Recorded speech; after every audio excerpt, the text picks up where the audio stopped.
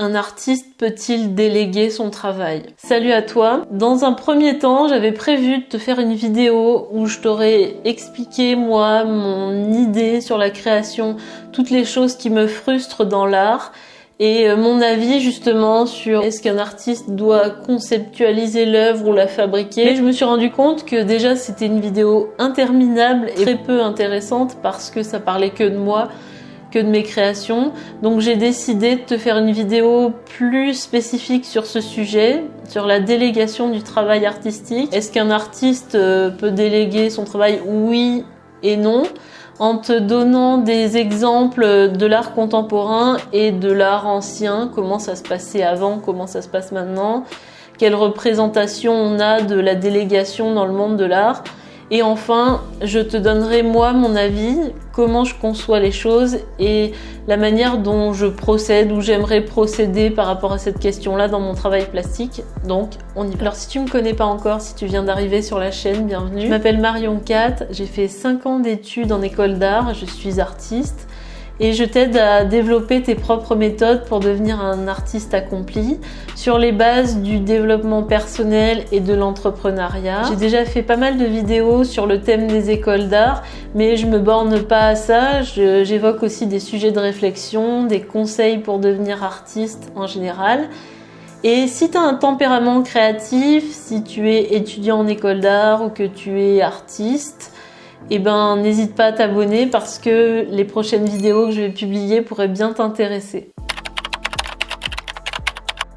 Moi, je pensais, tu vois, dans une question comme ça, qu'on allait se demander quels sont les avantages et les inconvénients de déléguer un travail artistique. En fait, c'est pas cette question-là qu'on se pose, c'est pas pourquoi les gens le font. On part d'un postulat que c'est vraiment une catastrophe, que c'est une dérive mercantile totale de l'art contemporain.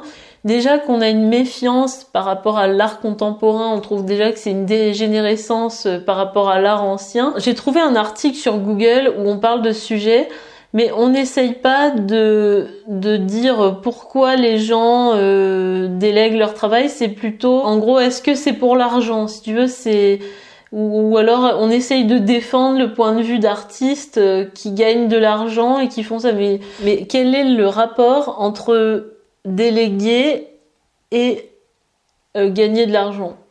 Moi, pour l'instant, je vois pas, j'ai pas vu ce rapprochement-là dans ma tête. Donc c'est un fait, beaucoup d'artistes délèguent leur travail.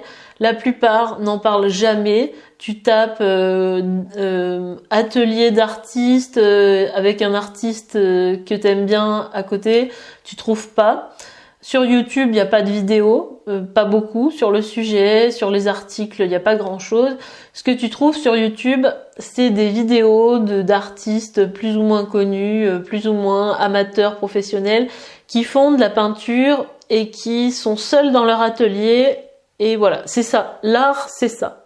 La délégation, la sculpture, l'art contemporain, c'est pas tellement représenté sur YouTube et sur Google. Toujours est-il qu'il y a des artistes qui l'assument, il y en a très peu.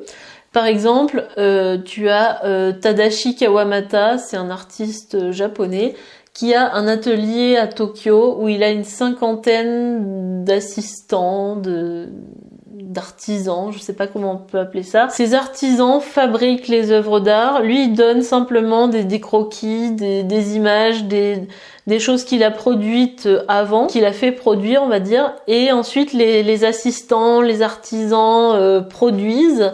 Les artisans mettent en œuvre l'idée de l'artiste. Et lui, c'est comme un directeur artistique de son atelier. Et ensuite, donc les œuvres sont envoyées aux quatre coins du monde. Voilà, donc on traite Murakami de businessman. C'est tellement péjoratif comme vision. Il assume d'être un businessman un peu par provocation, si tu veux.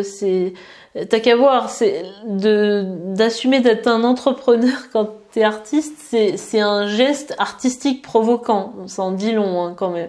Il passe entre les rangs, il regarde ce qui se fait, il donne un peu son avis et il ne touche ni pinceau, ni peinture, ni sculpture en fait. Donc si tu veux, lui, il est concepteur de l'œuvre et les gens exécutent pour lui. Et bon, il se trouve que lui, ce qu'il fait, c'est des sujets un peu du genre manga, un peu des œuvres qui ressemblent assez à des produits, on va dire. Et c'est produit comme dans une usine, comme dans un atelier d'artisans. L'artiste le plus connu qui a beaucoup communiqué par rapport à ça, c'était Andy Warhol avec la Factory. Il revendiquait vraiment aussi le côté production en série et le côté business. Il y a aussi Jeff Koons, qui est très connu aussi, et Damien Hirst. Et puis bien d'autres hein, qui ne veulent pas en parler. Mais ce qu'il faut savoir, c'est qu'il n'y a pas forcément que des gens qui font des produits finis, des œuvres qui ont l'air de ressembler à des objets, qui les font produire à d'autres. Hein. Il y a toutes sortes d'artistes délègues dans l'art contemporain. Il y a plusieurs questions qui se posent. La première, c'est la question de l'argent. Est-ce qu'on délègue pour gagner plus d'argent, pour produire plus? Est-ce que l'art produit en série est une dégénérescence de l'art? Déjà, comme je te disais que l'art contemporain est considéré par les gens comme une dégénérescence de l'art classique. Qu'est-ce qu'un artiste? Est-ce qu'un artiste, c'est celui qui conçoit? Est-ce que c'est celui qui fabrique? Est-ce que ces deux choses sont imbriquées l'une dans l'autre ou pas du tout? Si comme la plupart des gens, on considère que non, un artiste ne doit pas déléguer son œuvre d'art, la réalisation de son œuvre, il y a la question de celui qui achète, voilà, donc le collectionneur d'œuvres d'art.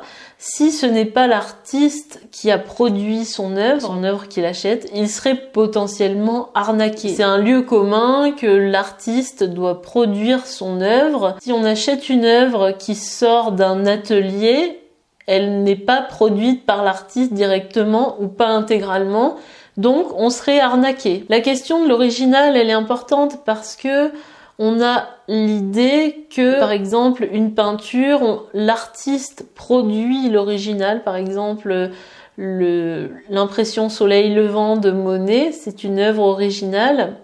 Et celles qui sont produites par des artistes chinois sur les quais de Seine, ou je ne sais qui, ou sous la forme d'affiches, ça sera des reproductions. Donc on considère que Monet a fait l'original et que les copistes ont fait des reproductions. On a l'impression que quand on délègue une œuvre d'art, que quand on confie sa réalisation à quelqu'un d'autre, ce n'est plus une œuvre, ce n'est plus un original, elle est considérée comme un vulgaire produit, comme quelque chose de produit en série, comme un objet, comme quelque chose de courant. Donc on échappe un peu à la représentation sacrée de l'œuvre d'art. C'est pour ça qu'on en vient tout de suite au mercantile, parce que le caractère sacré, l'inspiration de l'artiste, la patte de l'artiste n'y est pas, puisque la réalisation est confiée à d'autres personnes. Donc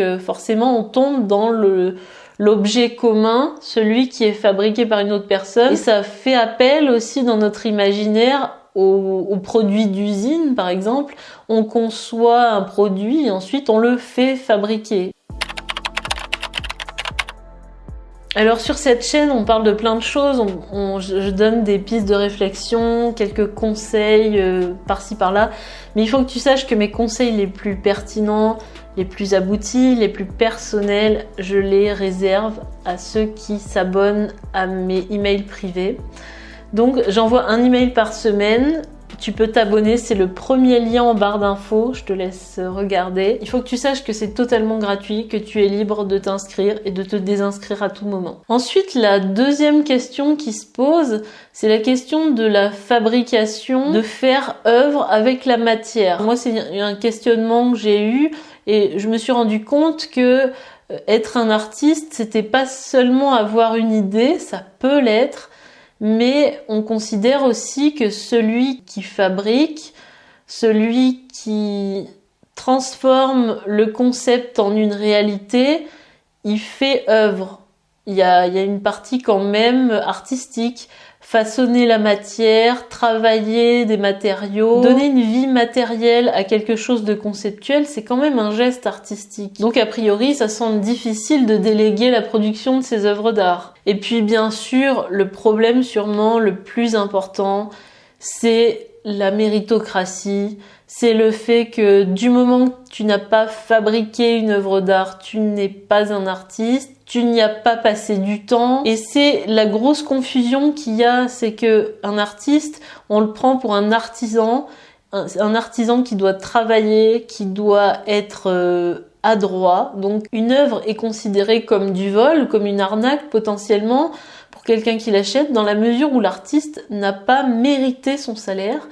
L'artiste n'a pas travaillé longtemps pour cette œuvre, il n'a pas peiné, il n'a pas démontré des capacités techniques et une adresse importante pour créer cette œuvre d'art. Et c'est toute la question de l'art artisanat, le fait qu'on confonde les artisans et les artistes, et qu'il faille quand même, comme dans tout travail, se forcer et être méritant pour vendre quelque chose à quelqu'un. D'autant plus quand on parle d'une œuvre d'auteur, de créateur, ça semble choquant que ça soit pas l'artiste qui l'ait fait. Dans la Bible, c'est pas Jésus n'a pas délégué ses miracles à d'autres personnes. C'est son génie, c'est son talent, c'est son adresse et c'est ses capacités qui permettent de faire œuvre dans la tête des gens. Mais il se trouve que les choses ne sont pas si simples que ça. Il se trouve que dans l'histoire, beaucoup d'artistes ont eu recours à des apprentis, à des assistants, à des élèves, tout ce que tu veux. Mais en tout cas, énormément d'artistes connus, d'artistes demandés, ont délégué certaines parties de leur travail. Rembrandt, Rubens, Titien, Michel-Ange. C'est pas Michel-Ange qui a fait toute la chapelle Sixtine, tous les fonds, les esquisses des personnages, c'est pas Michel-Ange. Déçu, hein. Et tu te dis, normal, ils avaient plein d'œuvres à faire, tout le monde leur en commandait, c'était des artistes super connus, et puis très talentueux par ailleurs. Mais est-ce que c'en était des businessmen? Certainement. Mais si tu veux, c'était pas calculé dans le sens où on va gagner plus d'argent, où on va arnaquer plus les gens en faisant des œuvres qui ne sont pas de nous. Le problème est pas là. Le problème, c'est que quand tu dois produire plus d'œuvres que tu n'es capable d'en produire seul, t'es bien obligé de déléguer. Puis c'est pratique aussi quand même quand tu veux devenir apprenti. Quand tu veux devenir peintre, à l'époque, à la Renaissance, quand tu voulais te perfectionner, quand tu voulais acquérir de l'expérience, pourquoi t'aurais pas pu travailler avec les maîtres? Après tout, c'est quand même le maître qui conçoit l'esquisse, c'est la patte du maître, l'habilité qu'il apprend à ses élèves. Où est le mal, t'as envie de dire? Et c'est pas pour autant qu'on va dénigrer Titien, Rembrandt, Rubens et compagnie. On va pas leur en vouloir de s'être fait aider pour des œuvres qu'ils auraient été incapables de faire seuls. Et s'ils avaient été seuls pour les faire, il y en aurait eu beaucoup moins quand même, hein. Donc quelque part, on a aussi un intérêt, nous, en tant que spectateurs d'œuvres d'art, d'histoire de l'art, à ce qu'il y ait eu des assistants, des apprentis, des gens qui sont eux-mêmes devenus peintres et qui ont été reconnus par la suite.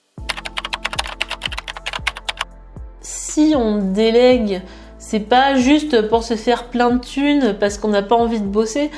Si on délègue aussi, c'est parce que des fois les œuvres d'art, et c'est ce que dit Murakami par rapport à son travail en atelier, c'est qu'il faut avoir énormément de compétences techniques et on a besoin aussi de personnes, déjà physiquement pour nous aider comme avec Michel-Ange, Rembrandt et compagnie, mais on a aussi besoin de gens qui ont des compétences spécifiques qui peuvent nous aider à faire des œuvres d'art. Est-ce qu'un artiste, il doit se limiter à ce qu'il sait faire? Est-ce que à chaque fois que tu veux pratiquer une nouvelle technique artistique, tu dois l'apprendre pendant des années pour la pratiquer? Évidemment, c'est la conception que la plupart des personnes ont quand tu as des chaînes, par exemple, où on te propose de t'apprendre à dessiner, de progresser en dessin. On est simplement sur cette compétence-là, sur la fabrication. C'est même pas la fabrication d'une œuvre d'art, c'est une technique que l'on perfectionne. Moi, ça me fait halluciner. Est-ce qu'on doit tout réduire à la fabrication, l'imagination, la conception des œuvres d'art, la créativité en général? Il y a tellement de compétences que tu dois avoir pour être un artiste, ancien ou contemporain d'ailleurs, hein, parce que autrefois, les artistes aussi devaient vendre leur travail, devaient trouver des mécènes. Et moi, je trouve que c'est vachement réducteur quand ta seule vocation en tant qu'artiste, c'est de pratiquer une matière qu'on dirait technique, comme la peinture, la sculpture. C'est très limitant aussi, puisque tu vas pouvoir pratiquer qu'une seule discipline tous les 10, 15 ans. Bon. Et moi, je trouve que un artiste, pour proposer une variété, pour proposer des nouveaux concepts, a besoin forcément il n'a pas besoin, mais il peut déléguer, s'entourer de gens qui ont plus de compétences dans des domaines techniques qu'il connaît pas. Si tu voyais la journée type d'un artiste contemporain, c'est pas du tout peindre et dessiner, hein. C'est faire de la communication sur les réseaux sociaux, faire des papiers administratifs, communiquer auprès d'élèves, faire de la médiation culturelle, faire des dossiers artistiques. T'as une idée, moi par exemple, un jour j'ai envie de faire de la sculpture avec du bois, des choses plus techniques, pourquoi je me dirais non, je sais pas le faire, ou alors je le fais mal, encore pire. Ce qu'on faisait aux Beaux-Arts, c'est faire mal des choses parce que on n'avait aucune expérience là-dedans et qu'on n'avait pas grand monde pour nous former et pas beaucoup de temps aussi. Est-ce qu'il faut faire mal quelque chose? Est-ce qu'il faut pas le faire? Ou est-ce qu'il faut proposer une œuvre que tu délègues mais qui représente ce que tu avais imaginé, ce que tu as conceptualisé, et aussi avec l'apport d'une autre personne pour te donner des indications techniques, pour t'aider à créer, pourquoi pas? Parce que dans le fond, les deux actes peuvent être dissociés. C'est pas parce que tu vas faire produire ton œuvre d'art par quelqu'un que tu n'en es pas l'auteur. C'est la notion d'auteur la plus importante. Quand il y a une robe de chez Dior à fabriquer, à l'époque où il était vivant, Christian Dior faisait la conception, dessinait la robe, éventuellement faisait peut-être un patron, ajustait un peu sur le mannequin, un peu comme le ferait Murakami dans son atelier quand on lui montre les exemplaires de ce qui est fait. Mais en aucun cas on va dénigrer le travail de Christian Dior. Il en est quand même l'auteur, même s'il n'a pas concrètement produit l'œuvre d'art, il en est l'auteur. Et c'est ça le plus important. Est-ce que c'est toi qui as eu l'idée ou pas? Est-ce que c'est toi qui as commandé un travail? Dans le cas que je donnais en début de vidéo, c'est pas Claude Monet qui a commandé à des copistes de faire Impression Soleil Levant. Lui, il a rien commandé du tout, il a fait son œuvre et des gens l'ont copié pour la vendre à bas prix. Mais ça n'a aucun rapport, du moins intellectuel, pratique peut-être, mais du moins intellectuel, entre le fait d'imaginer une œuvre d'art, de la concevoir, de la dessiner, de donner des indications à quelqu'un pour la produire, et que ce quelqu'un la produise sous ta direction. En fait, tu es un directeur artistique. Mon avis sur la question, c'est que j'ai toujours trouvé ça extrêmement frustrant. Quand j'étais aux Beaux-Arts, j'avais plein d'idées pour faire des œuvres d'art qui n'avaient rien à voir les unes avec les autres, et j'étais très frustrée par l'aspect pratique.